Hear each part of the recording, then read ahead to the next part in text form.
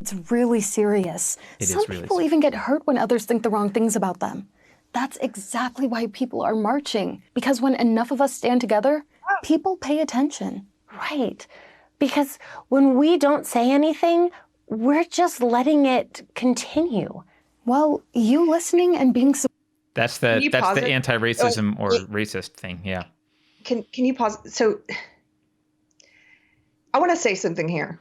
Someone in chat said, you guys are overreacting. This will go in one ear and out the other of children. Wrong. You're absolutely wrong.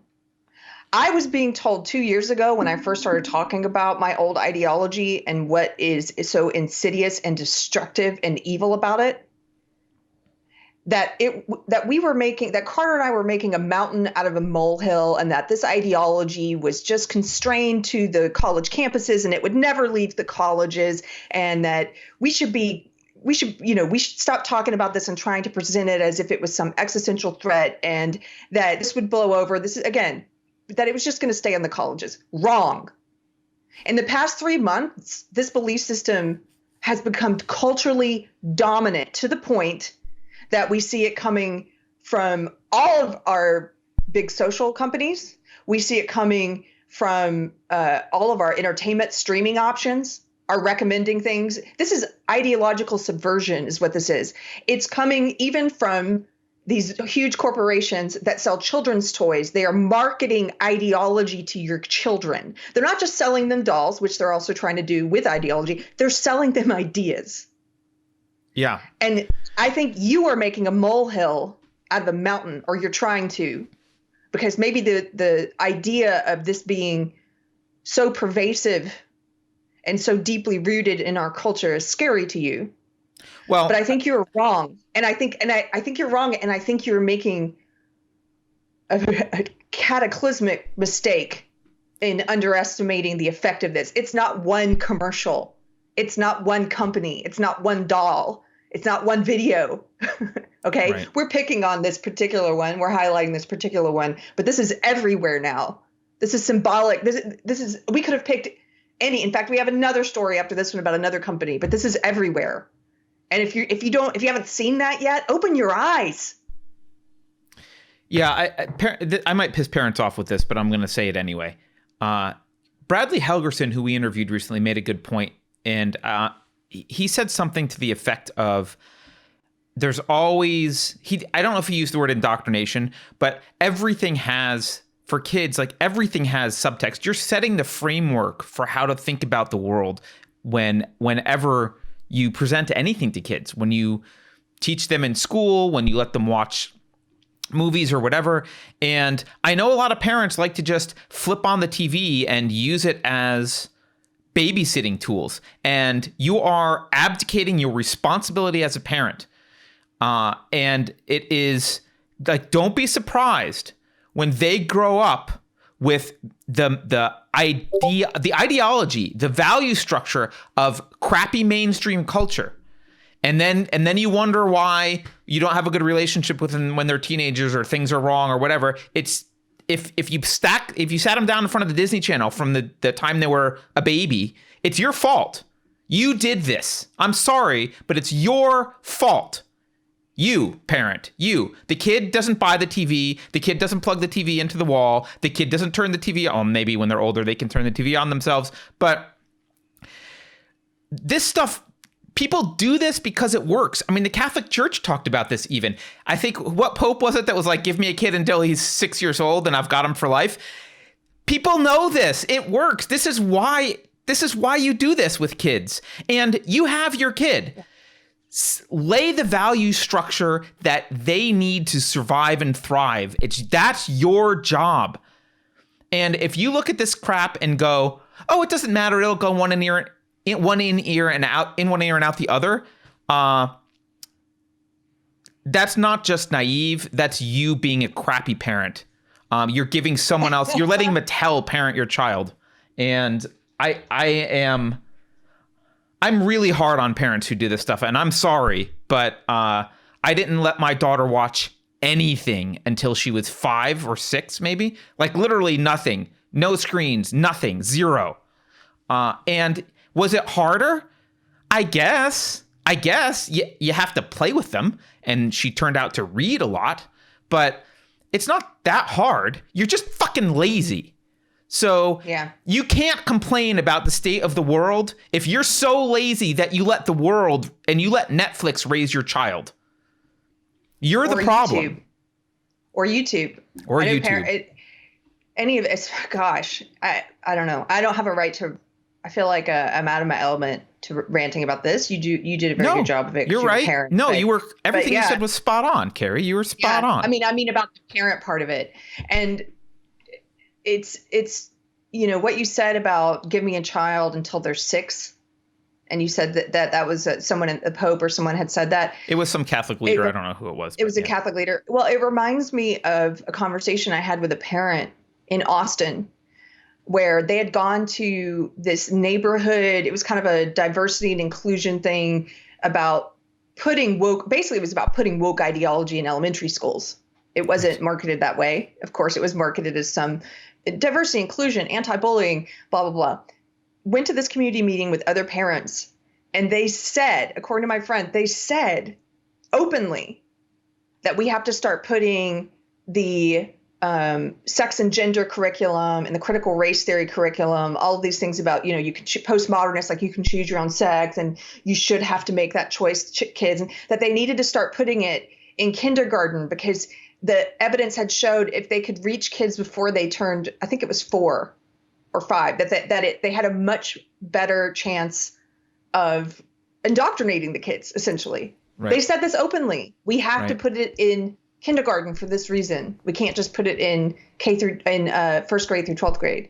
Like they know. They know. Of course they know. This is not a conspiracy theory and it's not a secret. It's known. It's been known for a long time. Someone in chat just said books were considered subversive 200 years ago. Like, yeah, they were. And by the way, when I say she got to read books, she only got to read the books that were in the house. Books can be subversive. Absolutely, you should control what books your children read as well. Like, there is no way you can raise a child with zero, by implementing zero moral framework in them. They need a moral framework. They need to make sense of the world. And if you don't provide one, they will absorb it from whatever's around them. That could be books. It could be movies. It could be Netflix. YouTube. It could be wherever. So no matter what you do, you're giving them a framework to look at the world. Do it consciously. Give them what you think is the proper right framework. That's your fucking job.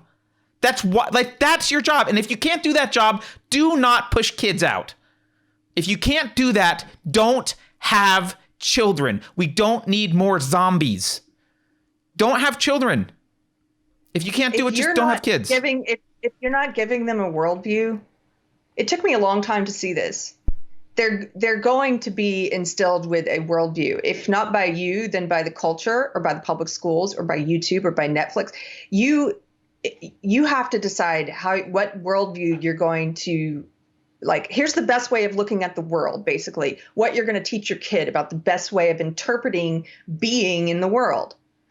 The story that the media and academia and public schools are now trying to teach your kid, they're trying to teach your kid that the best way to look at the world is as a competition between identity groups for power. And that they need to go into the world looking at everything. And where's the racism? Where's the sexism? What race are you? What sex are you? I must treat you this way because you're that race. I must treat you that way because you're that sex. They're giving your child a narrative. What narrative are you giving your kids? That's what I hear you saying, Carter. That's what I took away from that conversation with Bradley. I have a wait. Can I just clarify on the narrative thing? Because someone also was like, "Well, let the kid decide for themselves." Well, I was about to address that. Yeah, kind of, but not really. Like, my goal was to teach my daughter the tools for critical thinking and allegiance to reason and some basic values like honesty and integrity. And beyond that, she's allowed to choose for herself. Like, and she's allowed, I guess, to be decided. I don't know what allowed means, but like, those are the fundamental tools that I'm talking about. Right. So that when she encounters this crap later on, she can decide for herself whether it's crap or not. And I don't tell her whenever she has an opinion politically or or culturally about something, I'm always very careful. If it's my opinion, I'm always very careful to be like, that, you know, you don't have to think the same thing that I do. Grandma thinks this thing and this person thinks that thing. You need to make up your mind. You have the tools to make up your mind because she's old enough to do that now. But when they're when they're little, you have to teach them how to think. That's your job. Sorry. Go ahead, Carrie. What was that? Yeah. Well, no, I was just going to agree with that and just give an anecdote. I have a friend who, well, a family member. I don't know how specific I want to be. Anyway, this person has decided to, they're very, and they're atheists, but not atheists like you, Carter. They're atheists. They're the type of, they have a hatred for Christianity. I'll put it that way. Sure. And they've decided that they're not going to let their child's grandparents do prayers with the child or ever take the child to Sunday school or anything again. And the idea being, I'm going to let the child decide, and I'm going to let the child decide the gender and sexuality and all this stuff, right? How are you letting the child decide when you are actively cutting off one avenue of interest? You're basically saying you can decide within this little box. My point is, you're still deciding you're still putting parameters around what your kid, the ideology you're feeding your kid. You think you're being open-minded by saying, I'm not going to let you be exposed to Christianity or whatever, but you're being closed-minded, I think.